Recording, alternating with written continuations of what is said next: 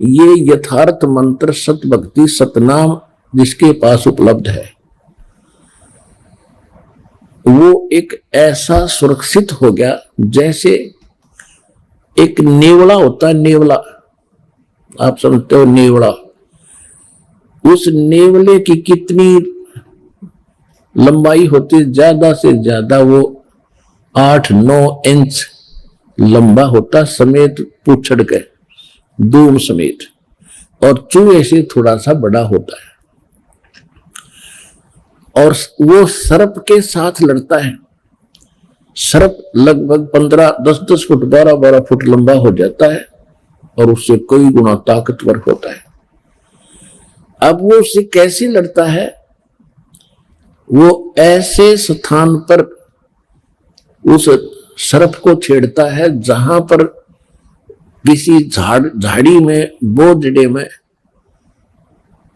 एक जड़ी होती है, नागदमन जड़ी नाम है उसका, नागदमन, और उसमें से महक निकलती है। वो नेवला क्या करता है, वहां उस जड़ी को सूंघ कर आता है, श्वास रोक लेता है और उधर से सर्प को छेड़ जाता है। सर्प उसके लिए ऐसे तैयार होता है, डंक फन उठा करके। अब नेवला उसके निकट आकर के वो जड़ी जो सूंघ करा था वो श्वास छोड़ देता है। उस जड़ी के सामने सर्प को चक्कर आने शुरू हो जाते हैं उसकी नाकों में जाते ही, और वो अपनी जान बचा के भागने की सोचता है। फिर नेवला उसकी मुंडी पर बैठ जाता फन के ऊपर, और साथ में वो श्वास भी छोड़ता रहता है और फिर उसको पकड़ के मार देता है।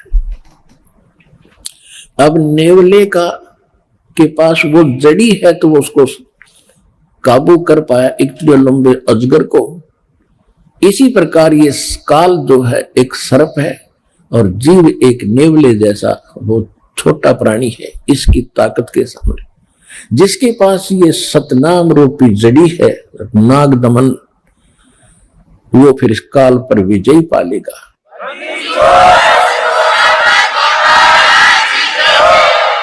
न्योल नाद सुबान गति वो लड़े भुवंग हमेशे, जड़ी जान जगदीश है विस्नागा पैसे से। कि सतनाम जो नाद है, सतनाम का जो मंत्र है, ये भगवान की शक्ति, जगदीश की शक्ति है। इसकी जिसके पास इसका ये जड़ी है उसके ऊपर काल रूपी अजगर का कोई प्रभाव नहीं पड़ेगा। किस पे? हंस गवन करते नहीं मान सरोवर छाड़े, और कौवे उड़ उड़ जाते हैं ये खाते मसाहाड़े। हंस दशा तो साधु है ये सरोवर है सत्संगे, मुक्ता हलबाणी चुगे फिर चढ़त नवेला रंगे। दरस परस नहीं अंतरा रोमी वस्त्र बीचे, पारस लोहा एक डिग वही पलटे नहीं अभीचे।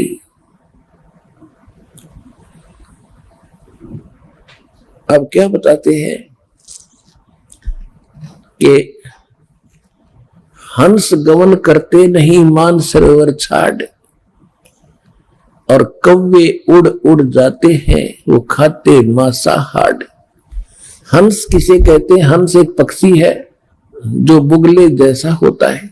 बुगले में और हंस में डिफरेंस देखने के लिए ये बताया जाता है कि हंस एक ही सरोवर में हंस भी होते हैं, बुगले भी होते हैं। बुगले खाते हैं मछलियां या कीड़े मकोड़े, हंस नहीं खाएगा, हंस केवल मोती खाता है। दूसरे हंस में एक और गुण दिया है परमात्मा ने कि एक गिलास दूध में एक गिलास पानी डाल दीजिए और हंस के सामने रख दो। हंस में ऐसी ताकत शक्ति दी है कि वो दूध को पी लेगा, एक गिलास पानी उससे छोड़ देगा। वैसे दूध से पानी अलग होना बड़ा असंभव है और उसमें वो ताकत है। तो इसी प्रकार जो भक्त हैं जिन्होंने दूध और पानी छान लिया, जिन्होंने कीड़े मकोड़े खाने छोड़ दिए, यानी बीड़ी शराब मांस तम्बाकू ये बकवाद थी ये त्याग दी, वो हंस जैसी वृत्ति के सूचे भगत बन गए। अब कहते हैं कि हंस गवन करते नहीं मान सरोवर छाड़, और कौवे उड़ उड़ जाते हैं जो खाते मांसाहार। यानी जो हंस है वो सत्संग को नहीं छोड़ सकते। जो कौवे जैसी वृत्ति के व्यक्ति हैं जिन्होंने बकवाद छूटती नहीं, वो सत्संग छोड़कर बकवाद करते रहते हैं। हंस दशा तो साध है और सरोवर है सत्संगे, मुक्ता हलवाणी चुगो ये चढ़त नवेला रूंगे। अब उन हंसों के लिए ये सत्संग रूपी सरोवर है, और ये साधु आत्मा ये है हंस। हंस दशा तो साध है और सरोवर है सत्संग, और यहाँ ये परमात्मा की अमृतवाणी रूपी मोती खा रहे हैं, और फिर चढ़े नवेला रंग दूना अच्छा भाव बनता चला जाएगा। जो सत्संग में आए जाएंगे डटे रहेंगे।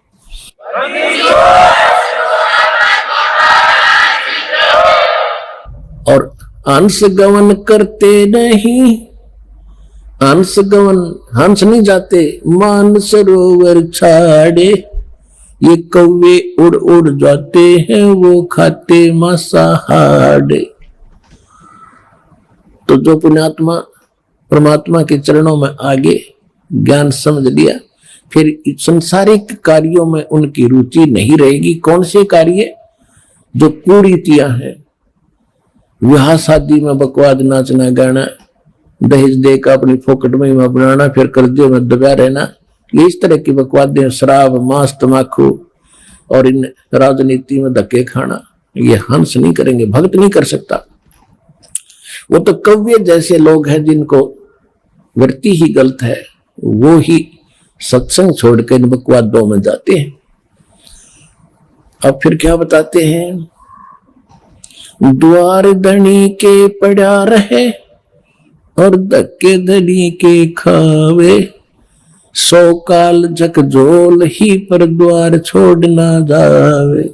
इस मार्ग में सफल होने का एक फार्मूला बताया है कि जब ज्ञान हो जाता है, परम संत की पहचान हो जाती है, कहते हैं द्वार धनी के पड़ा रहे और धक्के धनी के खावे, आवे और जावे भगवान के चरणों में।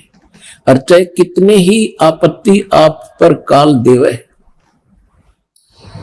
जैसे संसारिक, क्योंकि आपने नाम ले लिया, अब धीरे धीरे आपका सब संकट दूर होने लगेंगे। तो आप ऐसा महसूस करोगे कि जैसे कोई आपत्ति आ गई नाम लेने से। नहीं, आपत्ति तक टल रही है आपकी। अगर नाम ना ले रखा होता तो जान जानी थी। आपको कई भक्त मिलते हैं, कहते हैं जी नाम लेने के बाद मैं वहां से छोड़ कर आया हूं, मेरे ऐसी कुछ तकलीफ होगी। भले आदमी, वहां से तो नरक था, सीधा काल था, वो तेरी जान जानी थी। यहाँ आने के बाद तो तेरी जान बच गई छोटे मोटे इस दुख थे। तो क्या कहते हैं कि द्वार धनी के पड़ा रहे और धक्के धनी के खावे, और 100 काल झकझोल ही, काल बीच में बेशक झटके दे पर द्वार छोड़ नहीं जावे। अब जैसे आप यहां आते हो, सतगुरु क्या होते हैं? एक सतगुरु की उपमा ये भी है कि सतगुरु एक धोबी है और जीव है एक कपड़ा जो संसार के कर्मों में घना मैला हो गया। अब धोबी किसी का कपड़ा धोने के लिए आता है, राजा का भी होता है, अधिकारियों के भी होते हैं। उन सभी कपड़ों को कैसे धोता था वो? पहले तो उनको जल में भिगोता था और फिर उन्हें पकड़ कर पत्थर पर पट्टा मट मारा करता, गद्दा गद, जब तक मैल ना छूट ले, इतने मुक्कियां गिल्ला लातों के साथ, और फिर पत्थर पर पटक पटक मारे। तो उस कपड़े का दुश्मन नहीं है, और वो कपड़ा न्यू के बता मैं तो गढ़ दिया इसने, यू क्या करे। तो वो मैल निकाल रहा है आपके अंदर से, दोष निकाल रहे परमात्मा। परमात्मा की शरण में आने के बाद छोटी मोटी कोई हरकत होती है तो गॉड गिवन समझना कि आपको पटका जा रहा है, उस धोबी घाट की तरह।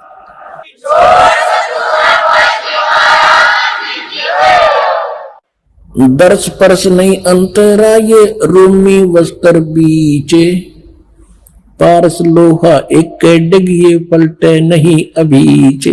अब देखो फिर एक और बात बताई है, कितना गहरा ज्ञान है पुण्यात्माओं। जब आपको सूक्ष्म वेद का ज्ञान होगा, आप दांतों तले उंगली दबाया करोगे कि आज तक हमने गीता भी पढ़ी। गीता हम इसलिए पढ़ाते हैं कि आप ये समझ सके कि जो ज्ञान पवित्र गीता जी देती है, जो पवित्र वेद बताते हैं, पवित्र पुराण बताते हैं, पवित्र ग्रंथ बताते हैं, वही ज्ञान परमात्मा ने 600 वर्ष पहले लिखवा रखा था। और उनको अशिक्षित कहते थे, वो तो वेद शास्त्र जानते भी नहीं थे। तो इससे सिद्ध होगा कि वो परमात्मा थे जो सब सदग्रंथों के परिचित भी थे, और उनसे भी हटकर जो उनमें ज्ञान नहीं वो भी बता दिया। तो भगवान बिना ये ज्ञान बताया नहीं जा सकता। तो परमात्मा को पहचानने का एक ये भी फार्मूला है, एक पॉइंट है। तो क्या बता रहे हैं, दरस परस नहीं अंतरा ये रूमी वस्त्र बीचे, लोहा पारस लोहा एक डिग वही पलटे नहीं अबीज। एक पंक्ति में कितना गहराई भर दी, कितने गुण रहस्य है।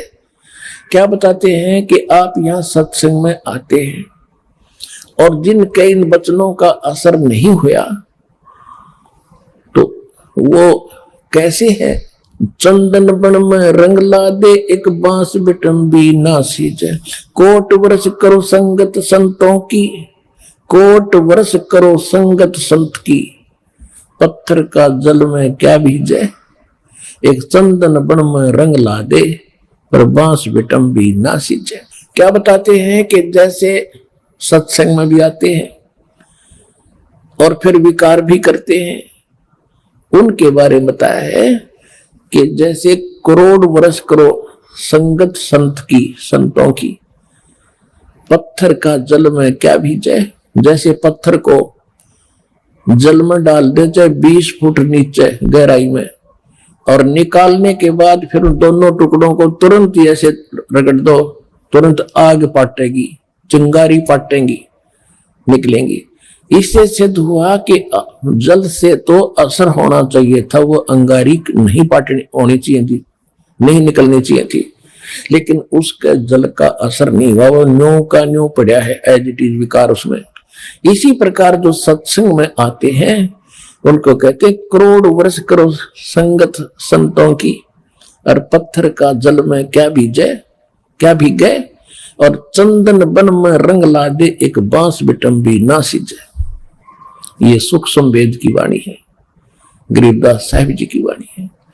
क्या बताया कि जैसे चंदन का पेड़ होता है, आसपास के चाहे नीम हो, जंडी हो, कोई पीपल हो, उन सभी आसपास के पेड़ों को अपनी महक छोड़ छोड़ के अपनी सुगंध युक्त कर देता है, और वो भी चंदन जैसी महक देने लग जाते हैं। लेकिन बांस बंबू जिसकी लाठी बने हैं, कहते वो बांस चाहे उसका साथ उग गया चंदन के, बांस का असर नहीं होता। तो क्या बताते हैं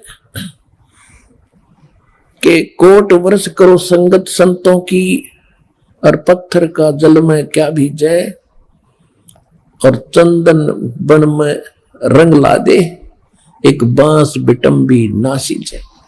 तो जो बांस जैसे पत्थर जैसे व्यक्ति हैं उनका तो असर हो को नहीं। अभी तो परमात्मा की वाणी आपको चंदन बना दिया, और आप ही आगे जा जाके सब न सुनाते हो। आप अपनी महक आगे छोड़ छोड़ के अपने भाई बहन रिश्तेदारों तक ये महक भगवान की छोड़ रहे हो।